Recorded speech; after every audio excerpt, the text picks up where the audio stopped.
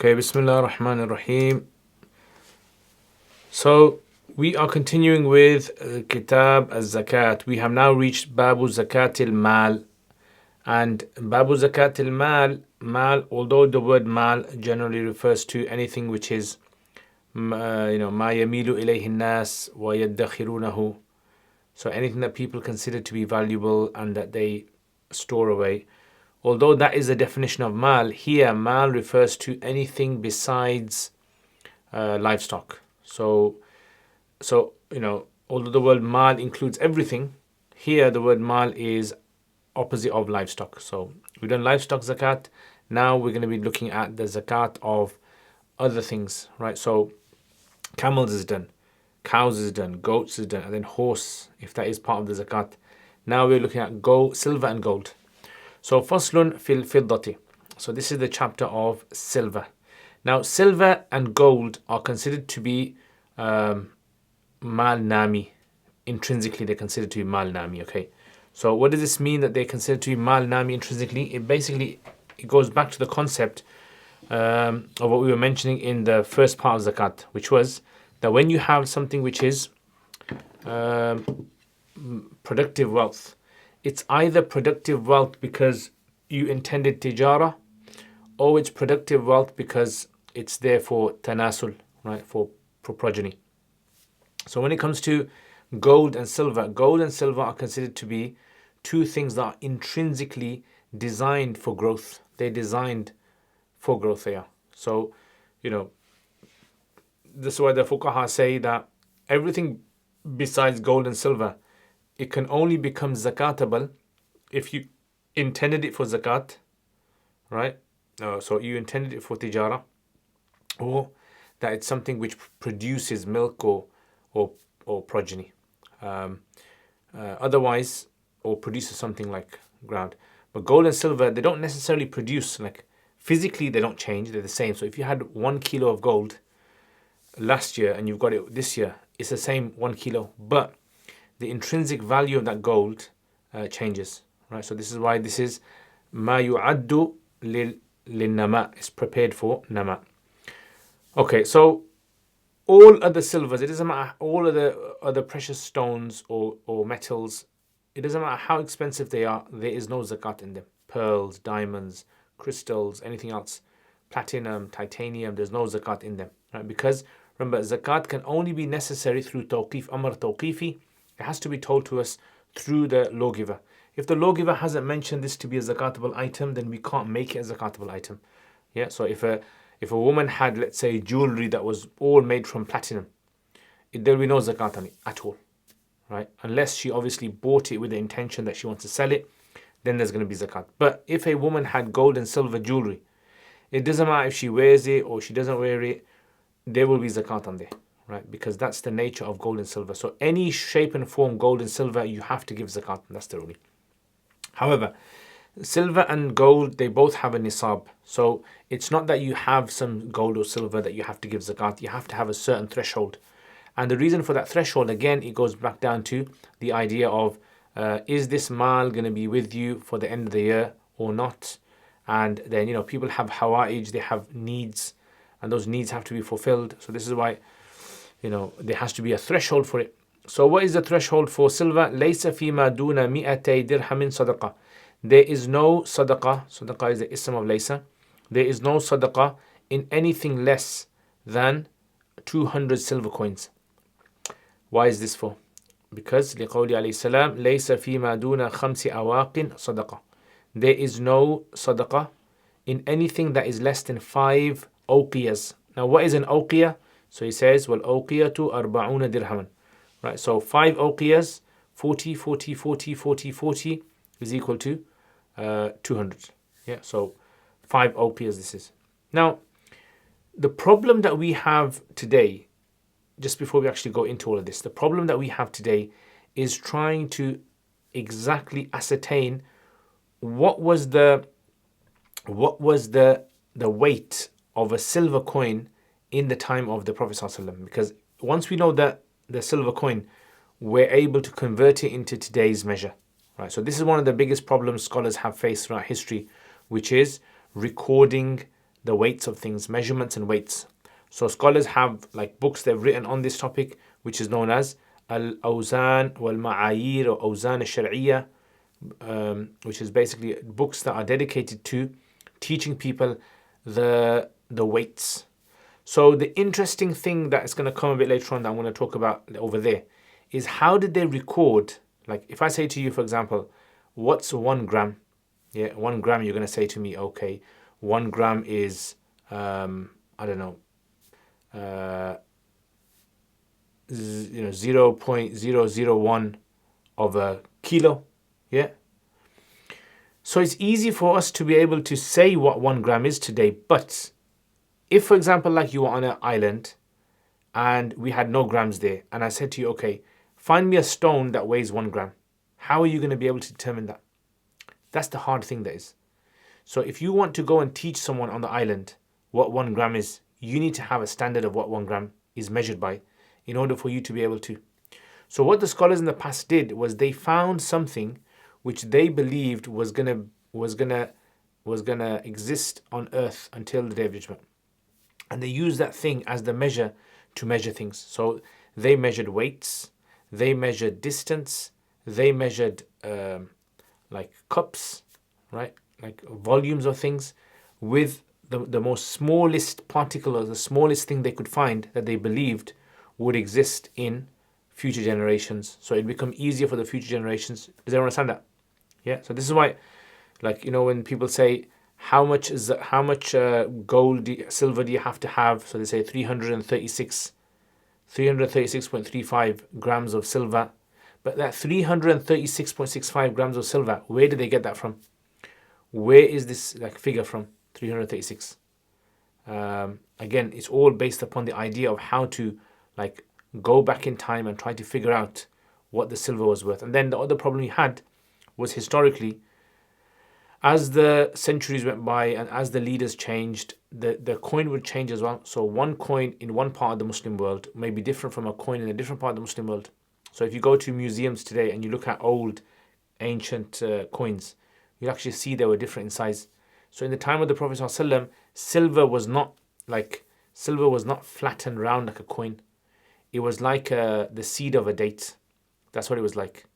So you know, there was a difference in how it was shaped as well. Anyway, we're going to be looking a bit more detail about that in a bit. So first of all, how much silver do you have to have? So he says 20 dirhams.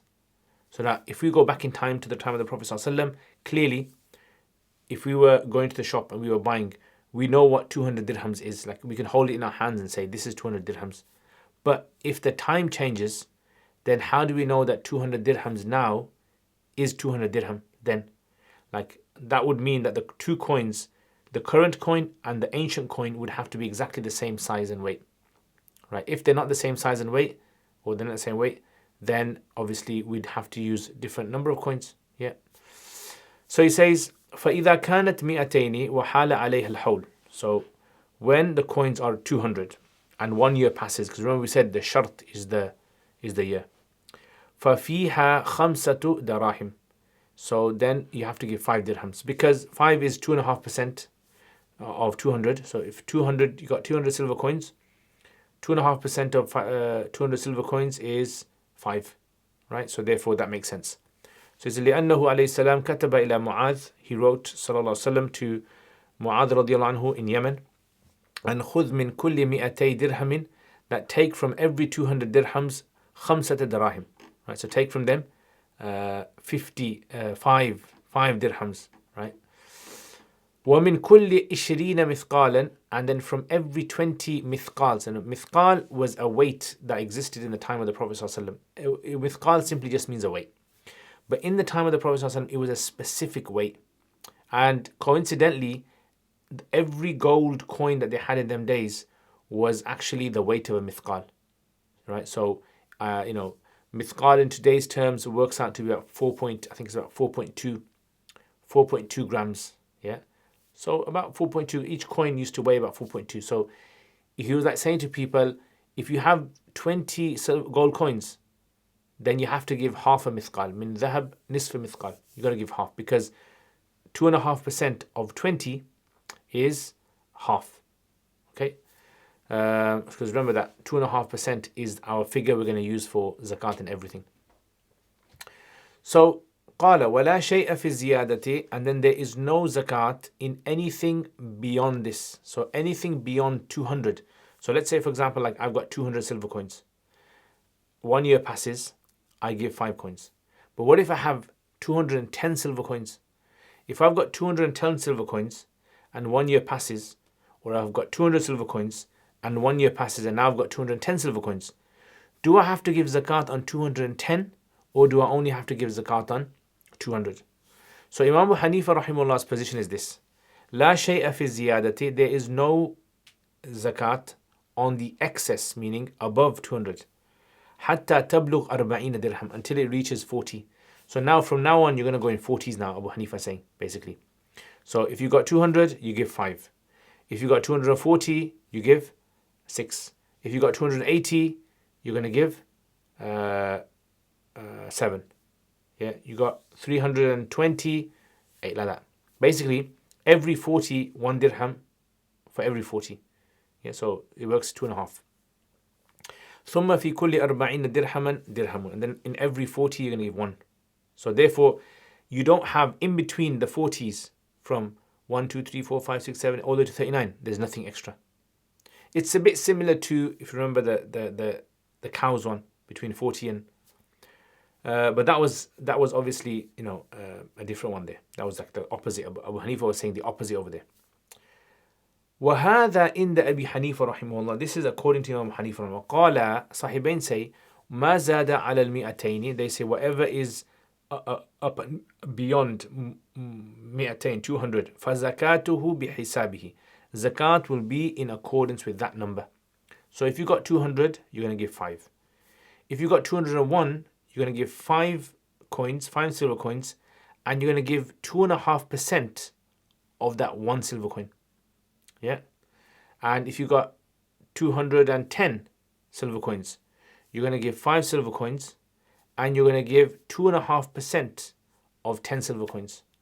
Yeah? And so forth like that. So you're going to work basically whatever figure you have, that's what you're going to give the zakat on. Yeah? So they say, بِحِسَابِهِ.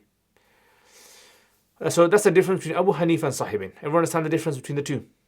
What they're basically saying. Yeah, Abu Hanifa rahimahullah is saying that you're only going to work within those figures that can be quantified, like physically they can be measured. So that's why he's saying 40s can at least give you 1. Sahibin say no, whatever amount that you have to give 2.5% of that amount. Okay. هذا عند أبي حنيفة رحمه الله وقال ما زاد عن 200 فزكاته بحساب وهو قول الشافعي. This is the opinion of Imam Shafi رحمه الله. لقول عليه السلام, because the Prophet صلى الله عليه وسلم, he said في حديث علي وما زاد عن 200 فبحسابه. Whatever is beyond 200, then you give it in according to its amount. Right? So that's what their argument is. So first of all, they have this hadith. Number 2, what's the rational argument for them? They say لأن الزكاة, because zakat وجبت شكرا لنعمة المال. The argument is, look, why do you have to give zakat? You're giving zakat because you're kind of thanking Allah for the rizq that He's given you, for the mal, excessive surplus mal He's given you. So 200 is surplus, 201 is surplus, 210 is surplus, 220 is surplus, 300, 500, whatever. All of that is surplus. So in other words, it makes sense that if you're going to have to give zakat, you're going to have to give zakat in whatever you have above 200, because it's all ni'mah from Allah. Even though less than 200 is ni'mah from Allah, but it's like you do this shukr because you have excess more than your needs. Okay. واشتراط النصاب في الابتداء لتحقق الغنى. So then the question is that if that's the case, if you're saying zakat is necessary as a response, as a reciprocation to the shukr that you're doing to Allah subhanahu wa ta'ala, then why don't you have to give zakat on 1 coin then? You should give it on 1 coin. Isn't that a ni'mah of Allah? Shouldn't you do shukr on 1 ni'mah? Yes, of course you should. So this is why he wants to respond here. He says, ishtiratun nisab. The reason why 200 then has been stipulated, fil ibtida, at the beginning, that you have to at least have 200, even though less than 200, 199 is also a ni'mah which requires shukr. لِتَحَقُّقِ الْغِنَى. Because remember, zakat is for taysir, and so that taysir can only occur if you fall under the band, the category of being rich. So if you're not rich, that means you don't have the surplus mal. And that mal now, although you should shukr to Allah, Allah does not expect you to give zakat from that. Yeah, because you don't have surplus. Okay. Then he says, وبعد النصاب في السوائم. Yeah. تحرزا عن التشخيص. So he says, وبعد النصاب في السوائم. And when it comes to livestock, then it's actually after you have the nisab. After you have the nisab fi sawaim. Like, why isn't it that you give zakat if you got one camel, or if you got two camels, or three camels, or four camels? Why is it that you have to wait until you have five, and then zakat nests on you? So he says, وَبَعْدَ النِّصَابِ, after having the full nisab fi sawaim in each and every livestock, تحرزا عن التشخيص. Yeah, so تحرزا عن التشخيص, meaning that so that like tashkhis does not occur. Tashkhis meaning like it doesn't cause a problem for the individual, the zakat giver, that he has to take from that particular. Because if you got one camel, how can you take like a shiks? How can you take a portion, 2.5% of a camel? You can't take 2.5% of a camel. So in order for us to be able to take something which is like tangible, we wait until he has 5 camels, and then we say, okay, now you give 1 goat, right? So this is like the argument that, okay, we understand in coins that you have to have 200 coins to be called rich. But if you have 1 camel, you are rich. Like if you got 1 camel, you got more than what you need. Yeah, because a camel was a very expensive. It's like having thousands of pounds. So because the reason why we don't make it in 1 camel is because if we were trying to divide that camel into 2.5% of 1 camel, it's going to become too hard. So taharruz and tashkhis means that. In fact, if you look in the Hashia, he even mentions this. He says, وَبَعْدَ النِّصَابِ فَإِنْ قِيلَ لَوْ كَانَ اشْتِرَاطُ لِذَلِكَ.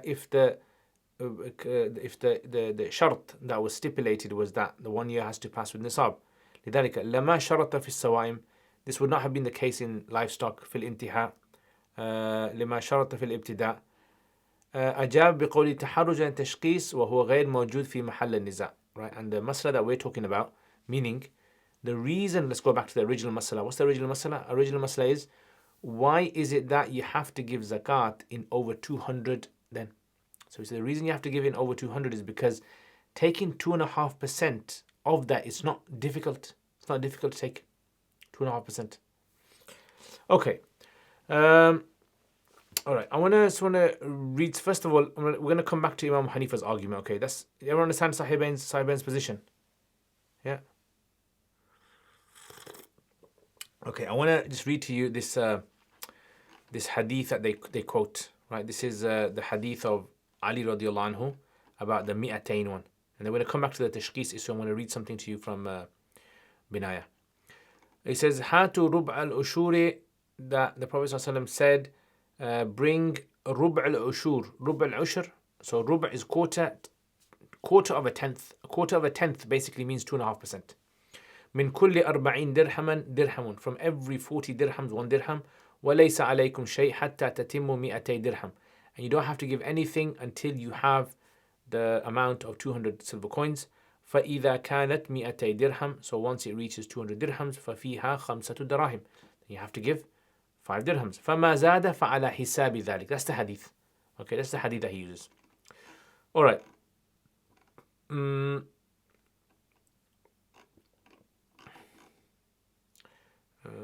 is it gone?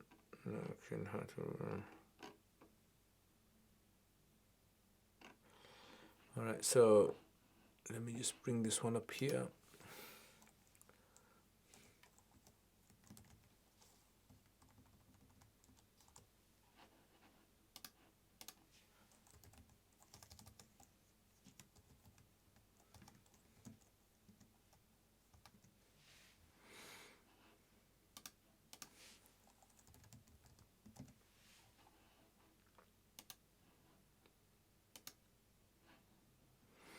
Okay, where is it?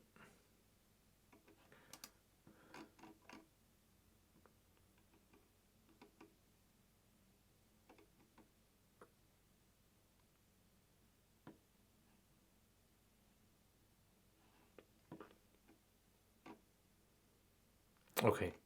Uh, okay. So Binaya also mentions another point. I just want to mention this point. He says, look, when it comes to the tashkhis issue, so let's say, for example, you have one camel, right? Then you can't take 2.5% of that. Two camels, three camels, four camels, five camels. Five you can, right? So you take a goat. What about six camels then? Why don't you say in six camels that, you have to give 2.5% of six camels? That's the argument that's being used over here in defense of Imam Hanifa rahimullah. That Imam Abu Hanifa rahimullah is saying that look, above 200, between 200 to 240, there's nothing extra. Just like between 5 camels to 10 camels, 6, 7, 8, 9, there's nothing extra, right? There's no extra figure. So the argument is that just like in camels, you don't have anything between that figure. Likewise, it makes sense, like it's rational to accept that there's nothing between 200 to 40. Yeah, 1, 2, 3, 4, 5, all little 39. Nothing there. So the response that Sahibain are giving for this is taharruzan and tashkhis. Taharruzan and tashkhis means that over here you want to abstain from shiqs, like splitting, tearing something apart, breaking it. How is that? Because if you have 5, we know that 5 is equal to a goat. Like, we don't know why it's equal to a goat, but the lawgiver has told us that 5 is equal to a goat, so we accept it. But the lawgiver has not told us how much 6 is equal to. That's why we can't consider that. And if we said, okay, if you have 6, you have to give 1 goat, plus you have to give 2.5% of that camel. This is going to result in the owner of the camel and the guy who is giving the zakat to, right, becoming partners. Yeah, because let's say, for example, it's me. I've got 6 camels, and you say to me, right, you got to give 1 goat. And you know that poor man over there, you got to give him 2.5% of your camel. So he's going to be the owner of 2.5%. Yeah, so this is why they're saying that you can't do that, because this is going to become haraj, difficulty upon them, and we don't want lots of people to be shared owners in this kind of situation. Yeah, cleaving up. Yeah, so this is the problem that they although this i'tirad was not raised at the moment, like normally a jawab comes after an i'tirad. So i'tirad is not there, but we assume this is the i'tirad that can be raised against Abu Hanifa. And that's also for Abu Hanifa against the Sahibain answer it this way. Okay. ولأبي حنيفة رحمه الله تعالى قول عليه السلام في حديث معاذ. So Imam Abu Hanifa رحمه الله, he says that there's a hadith, لا تأخذ من الكسور شيئا. Do not take from the kusur anything. What does kusur mean? So here's where there's obviously, ikhtilaf in how we understand the word kusur. Imam Hanifa rahimahullah understands the word kusur to mean any figure which is going to result in a fraction. Yeah, so a fraction. So kasara. So basically, if you're going to take 200 zakat, you've got 200 silver coins, you give five coins. Yeah, 5, because 200 is considered richness. But if you've got 201, you can't take 5 and then consider it to be a fraction of 2.5% of that 1 coin. You can't do that. Yeah, you can't do kusur over here. So the shari, the lawgiver, has not considered kusur in this case. That's what he's basically saying. The only time that now you can have a figure which is fixed, which is when you reach 40, because now we can say 40, every 40 coins, 1 coin is considered 2.5% of 40. That's what he's saying. So وقوله في حديث عمرو بن حزم, and this is another hadith, ليس فيما دون الأربعين صدقة. There is not, in the hadith that we mentioned earlier on that we read, there is nothing in less than 40 hadith. There is nothing in less than 40 silver coins. ليس فيما دون الأربعين صدقة. So that shows the Prophet is clearly saying that look, and that's how he's kind of like, or the Hanafis are taking the meaning of kusur to refer to anything that's less than 40. So anything that is within the window of 40, there's nothing extra there. It's just the same. Okay, so this is the response of Abu Hanifa. What's the rational argument? لأن الحرج مدفوع في إيجاب الكسور. So he says, if you were to necessitate that every time someone has above 200, has to give that figure, that precise figure of how much ever it is, it's going to be too hard. because that means if I have 210, I have to give 5 silver coins plus 2.5% of a a quarter of a silver coin. I've got to give a quarter of a silver coin. Yeah.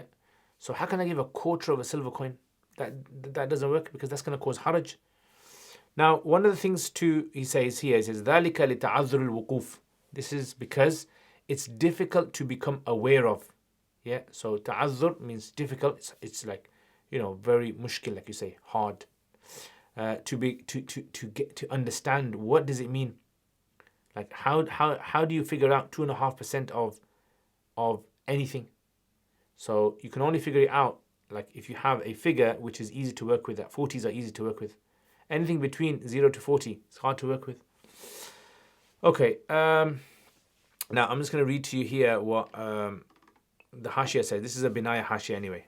Yeah. So he says, ألا ترى أنه لو كان له 100 درهم. This is what I said earlier on. If a person has 200 dirhams وسبع دراهم يجب عليه في السنة الأولى. So in the first year he would have to give 5 dirhams وسبعة أجزاء من 40 جزء من درهم. Yeah. So look at this. 7 أجزاء من 40. So 7 parts of 40. 7 over 40 basically. Fraction of 7 over 40 of a dirham. That's how much he has to give. Basically 2.5%. على قولهما, according to Sahibain's قول. وفي السنة الثانية, so now year 1, let's say year 1 goes by. How much does he give? 5 and 2.5% of 7. Second year, تجب 5 دراهم. So next year, he's going to have to give 5. Yeah, because he's got the same figure as last year, 207. Same exact money. وجزء واحد من 40 جزء من درهم صحيح. Then he'll have to give, minus the amount that he's supposed to give last year, he's going to have to give, that portion, that 2.5% of whatever's left over. وجزء آخر من 40 جزء من 33 جزء من 40 جزء. So he goes on. وهذا لا يفهمه كثير من الفقهاء. And this is like the mathematical sort of working out for this. A lot of people can't work it out. If a fuqaha can't figure this out, how can the Ami figure this out? Does everyone understand?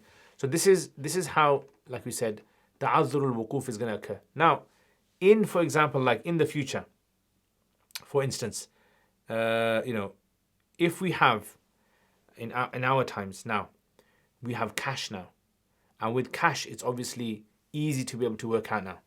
Therefore, this is why the Sahibain's position makes more sense. As in, Imam Abu Hanifa was only saying this because in his time, it wasn't possible for them to be able to take a fraction of a coin. Like, how do they figure out a fraction of a coin? They couldn't do that. But in today's times, obviously, we have, we can go to the decimal point, right, with figures. Does everyone understand that? And this is a very good example of how things change over time as well. Yeah, so how in the olden days where they used to use gold and silver, we don't use gold and silver anymore. But still, that concept is still something which is, understandable. Yeah, even in pounds. For example, imagine my zakat. I work my zakat out, and my zakat worked out to be 2 decimal places, 3 decimal places. I had to give £50, 50.22222.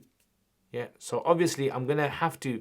There's gonna be a point where I have to, say, okay, I'm only gonna work to 1 decimal place or 2 decimal places. I'm not gonna go beyond that because I physically I'm not able to be able to give someone that amount. Unless obviously we go into a world where there's no more physical notes used, everything is digital. So if it's digital, like cryptocurrency, then obviously over there you can give virtually 2.5% of any figure. Does everyone understand what I'm saying? Yeah, makes sense.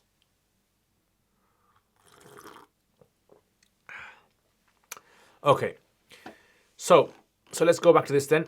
So then he says, now that masala is finished, so the argument's finished. The argument basically is that Sahibain believe that giving a fraction of coins is possible, unlike animals.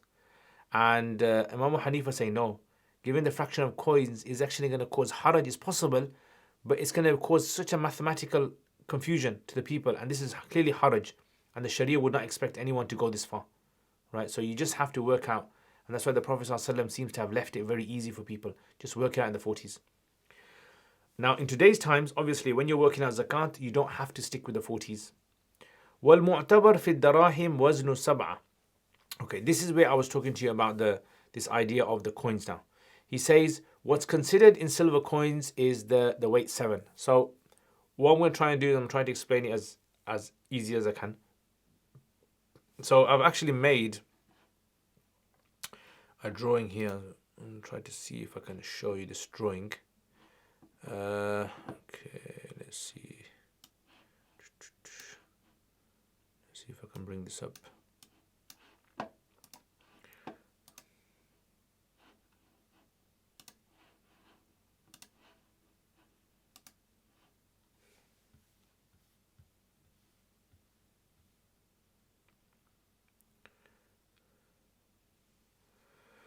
Okay,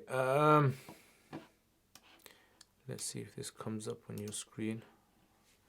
I might need to enlarge it.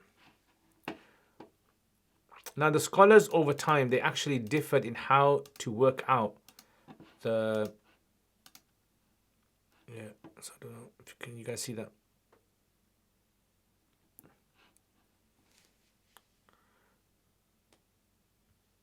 Yeah. Okay. So, how is a coin worked out? How do they work out a coin?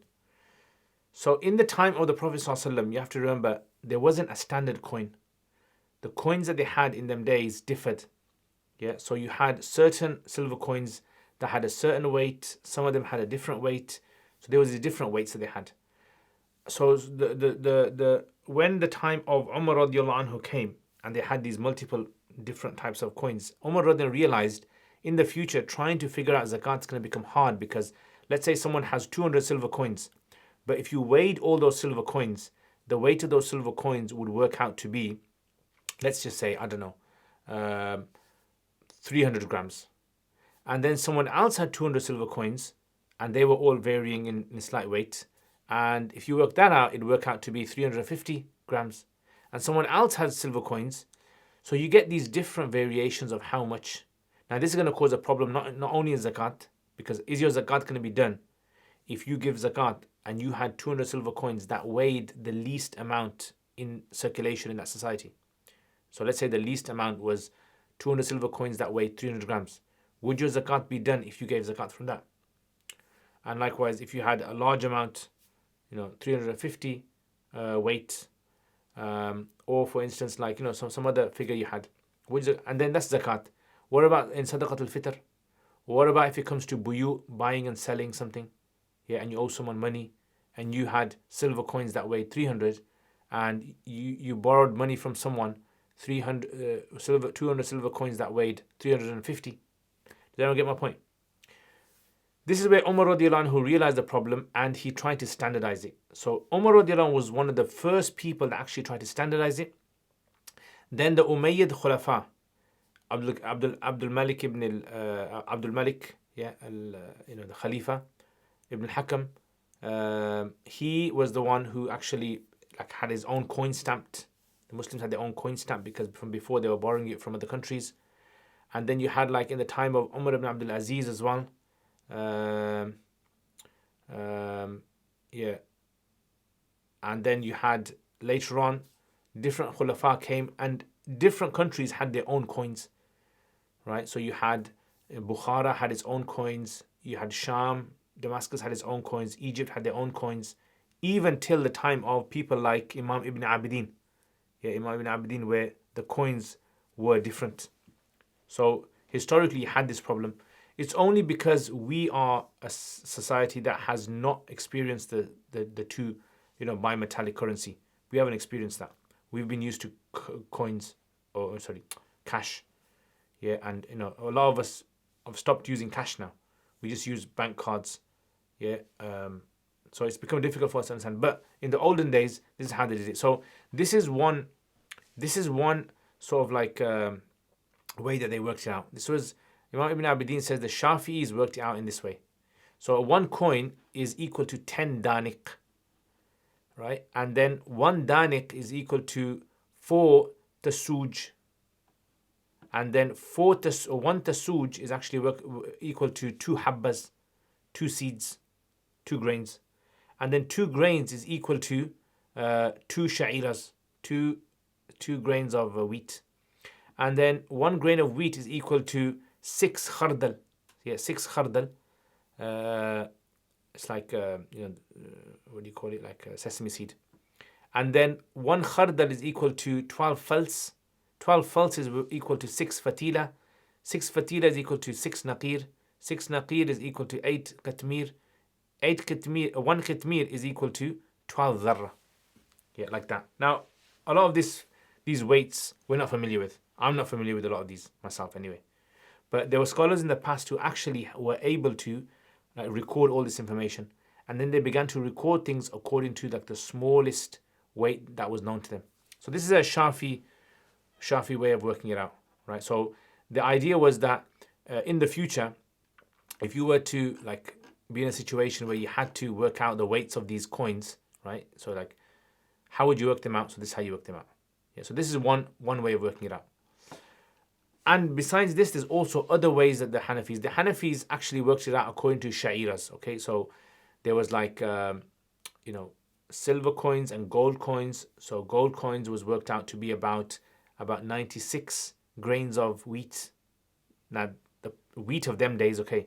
Now if you've ever looked into wheat, the problem with wheat is that wheat actually can be crossbred, and you can have various types of wheat. Yeah, there's different weights of wheat now. There's different size American wheat, and you have Ukrainian wheat, and you can have African wheat. There's different types of wheat that you can get. So this is why now it's become a bit problematic now. But anyway, it's about 96. I think it's about 96 or so, and then you have like silver. Silver it works out to about 70 odd, yeah, grains of wheat. Now when the Muslims in India, they tried to work out the weights, there was an ikhtilaf between two groups. One was the group of Abdul Hayy Laknawi, and Imam Abdul Hayy Laknawi, and between Qadi Panipati. Yeah, Qadi Panipati. They differed on. So you have in India and Indian subcontinent, they have what they call the tola. The tola. Yeah. The tola is equal to, well, there's 2 types of tolas. There's like the modern tola they have, and they have the classical tola. The classical tola is 11.66 grams. And in Bangladesh, they have the vori, yeah, which is the same thing, 11.66 grams. And that is also, that tola was actually a weight that was well known in India.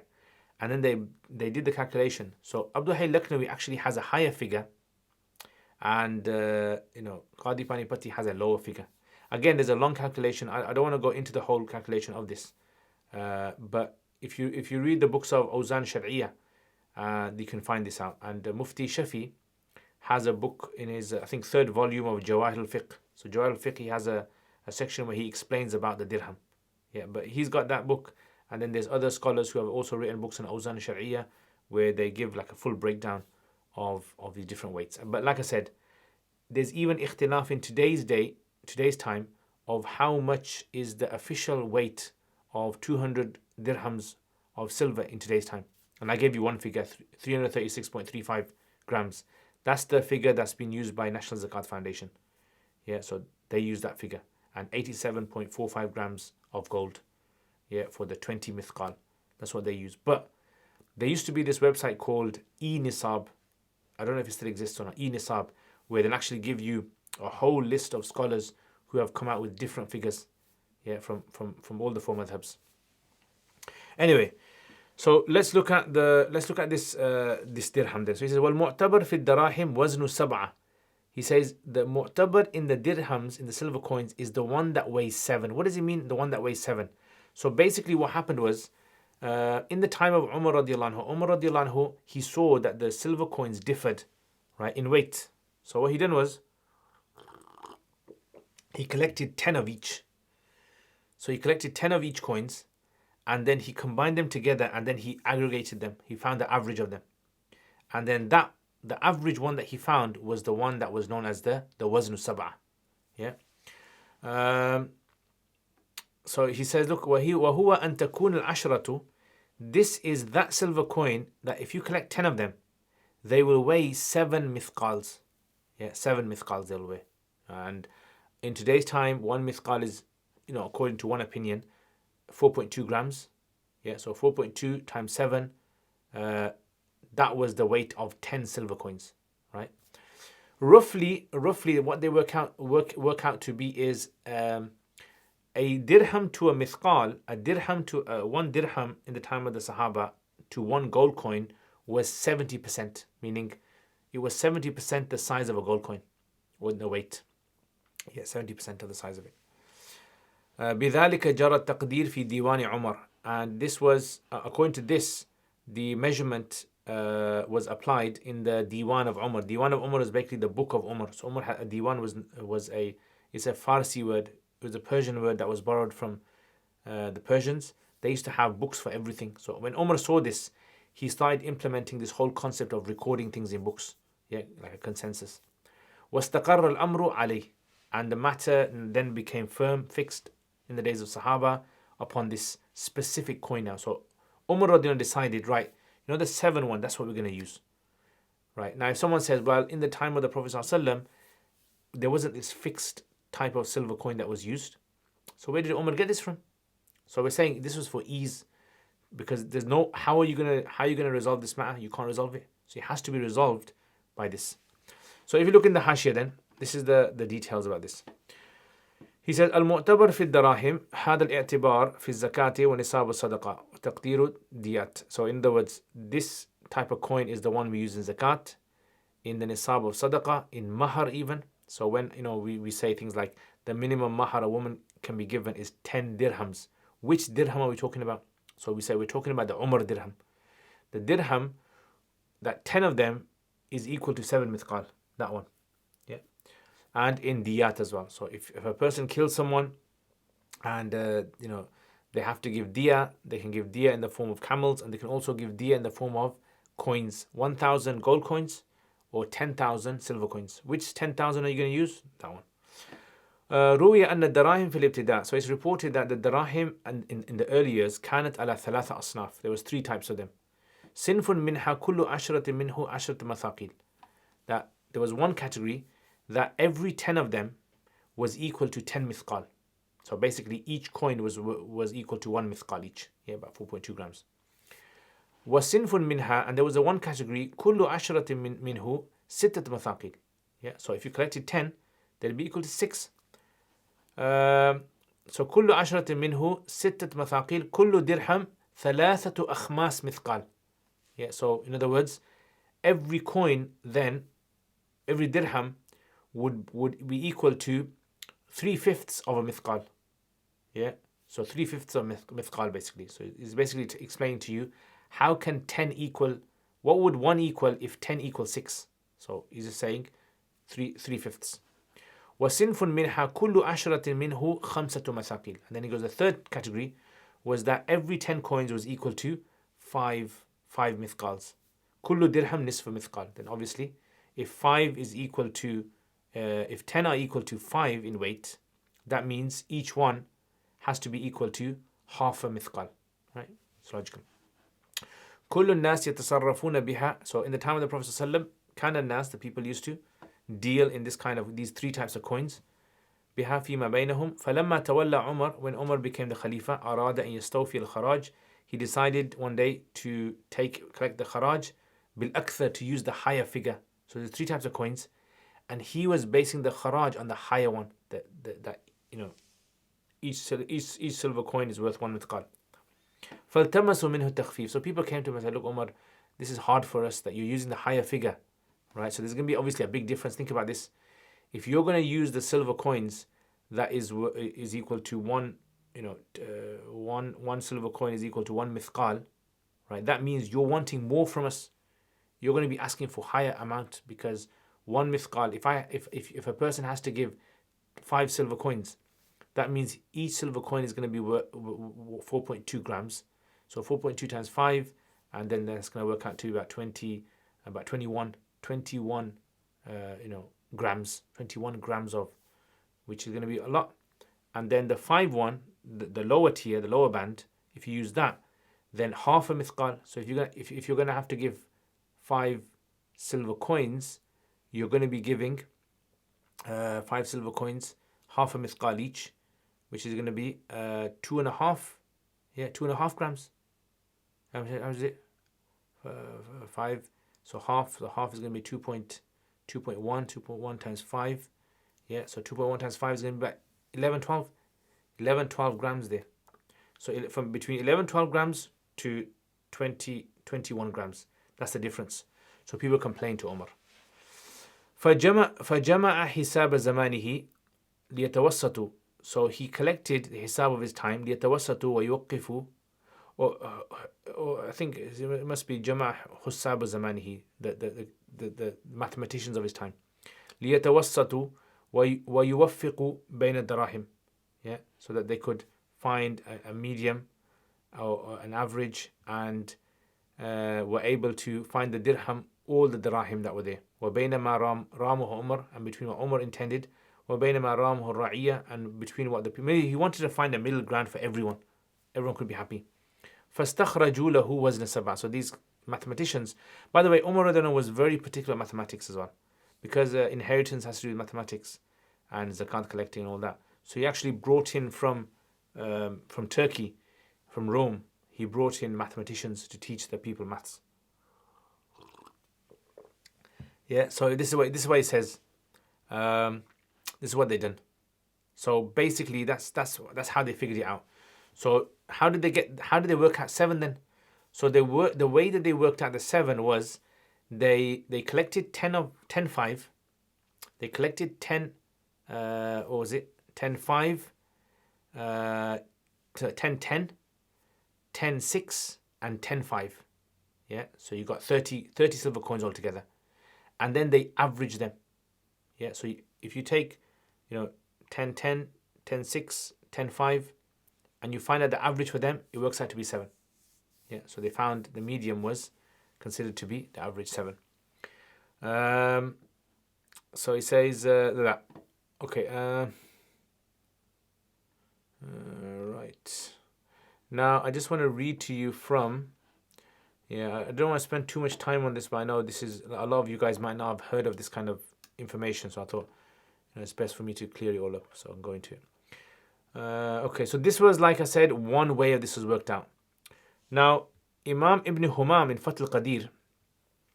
So there was from the early years, scholars were already writing on economics, and they were already writing on working out financial calculations, dealings. So there was one scholar that came in the early years, in the time of Imam Muhammad. His name was Abu Ubaid. Yeah, Abu Ubaid was a famous linguist as well, and he has a book called Kitab al-Amwal. And he said this, so I'm just quoting what he says. In fact, what I'll do, I'll just share the screen with you because it's on my screen. Yeah, I'll just share the screen so you guys can see. So he says, قال أبو أبيد في كتاب الأموال ولم يزل المثقال في آباد الدهر محدودا. So he says the specific coin has remained محدود, limited, restricted, or defined. لا يزيد ولا ينقص, which will never increase or decrease. Meaning, even till today, that mithqal that was measured in the time of the Prophet ﷺ and the Sahaba, that stayed the same now. That's the standard for everyone. People might make coins that might weigh more or less, but that is the standard everyone knows. وكلام السجاوندي في كتاب قسمة التركات خلافه. Then he talks about this guy called Sajawandi, and he says he's actually quoted something wrong. قال الدينار بسنجة أهل الحجاز 20 قيراطا. And then he goes into calculation, and he says a dinar, a gold coin, بسنجة أهل الحجاز is equal to 20 qirats, and 1 qirat is equal to 5 شعيرات, and 1 شعيرة فالدينار عندهم 100 شعيرة. So he's saying that according to the people of Hijaz, according to this is Sajawandi's calculation, one gold coin is going to be equal to 100 grains of wheat, yeah, or barley rather. وعند أهل السمرقند, and according to the people of Samarkand, which is the east, they, according to them, ستة وتسعون شعيرة. They say 96 grains of barley, yeah, not wheat, barley. فيكون القيراط, therefore a qirat according to them is عندهم تسوجا وخمسه, is one tasuj and a fifth of it. Again, what is a tasuj? This is also something which we don't have in our times, but it was a weight that existed in their days. وذكر فيه أيضا في تحديد الدينار. So therefore now some people say that a dinar is equal to 96 and some people say it's equal to 100 grains of barley. And then he says قال اعلم أن الدينار ستة دوانق is equal to 6 daniqs, and one daniq is أربع تسوجات, and one tasuj is حبتان, the one that I told you earlier on. Yeah, all that. Okay, anyway, what I'll do is actually I'll send you this just so that you can have a look at it. And ideally, I would say if you really want to understand this, you need to practically do this yourself.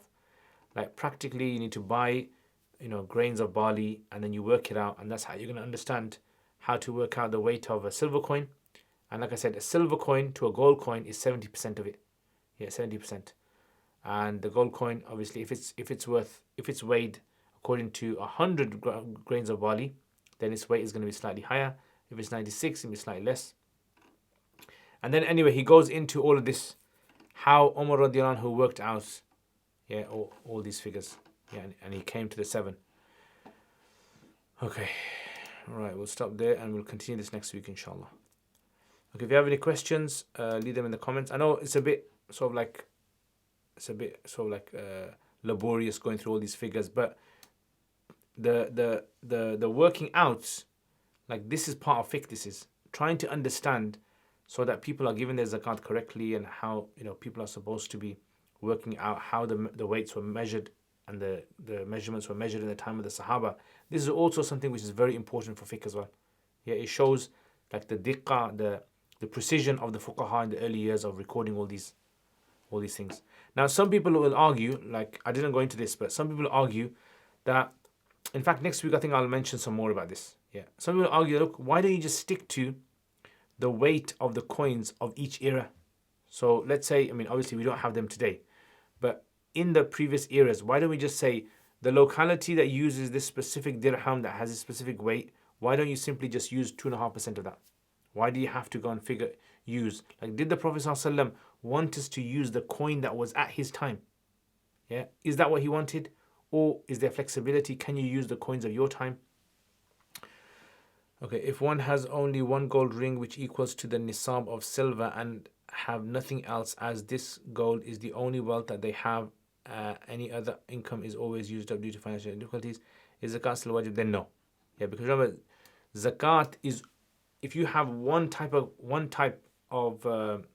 metal and you don't have the other, you only have to give zakat on that particular one. So you only have to wait for the threshold of that one. The one thing we are going to be talking about is what is the ruling of cash. Is cash in the ruling of gold or is in the ruling of silver? That's something which modern day scholars have differed on. Also, how do you work out many qirats are in one mithqal?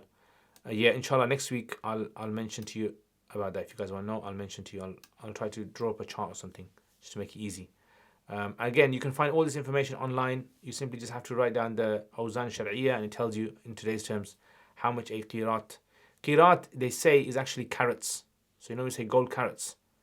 They say this word qirat was actually from, I think, Greek origins. It was from Greek origins, and it was basically from there. Allahu A'lam. That's what I've read. Okay, so if you have any questions, put in the comments. Let's just summarize what we've done today. So the zakat of silver is something which is established. How much do you have to have? You have to have 200. And what about anything beyond 200? So Abu Hanifa says only when you hit the 40s. Sahibain say no, you have to give every time you reach a certain amount. Their argument basically is that zakat is based upon the idea of shukr. And once you have reached 200, you're classed as a rich person. And now, although you have to do shukr or any amount that you have, the shukr there is necessary above 200 in any amount. And if someone uses the argument and says, well, how come you're using above 200 when it comes to animals, you don't use between two figures. You don't calculate the zakat of those animals, like between 5 and 10 or 10 and 15. You don't calculate that. We said that's because we don't want the shqis to happen. We don't want it to be like a tearing away where one person is owner of 2.5% of an animal and the other person is owner of 97.5%. It causes problems. Imam Hanifa's argument basically is that it's just haraj. Simply, we have to tell people to figure out 2.5% of one coin, or 10 coins, or 15 coins. It's going to cause problems. That's the argument that he uses, yeah, with the hadith obviously as well. And how do you work out which silver coin we use? So the silver coins is based upon the standardized coin that was in the time of Umar ibn Khattab. Alright guys, Jazakallah khair. Thank you very much. And I will see you guys next week, inshallah. Assalamu alaikum.